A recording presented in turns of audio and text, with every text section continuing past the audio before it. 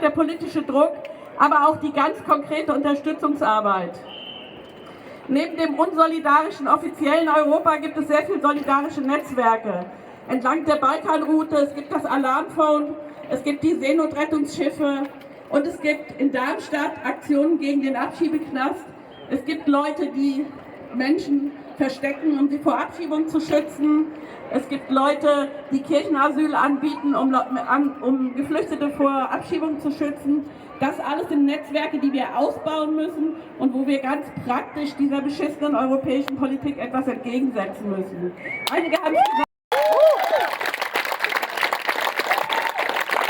danke auch für diesen Beitrag. Wir sind am Friedensplatz und damit am Ende unserer Demo angekommen. Kurz und knackig. Falls unsere Position bis hierhin noch nicht klar genug geworden ist, fasse ich nochmal zusammen. Wir von der Seebrücke Darmstadt sagen Nein zu dieser rassistischen und tödlichen Abschottungspolitik. Nein!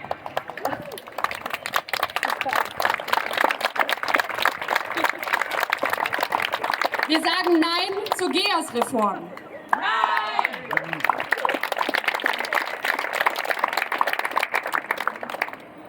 Und wir sagen Nein dazu, Privilegien zu genießen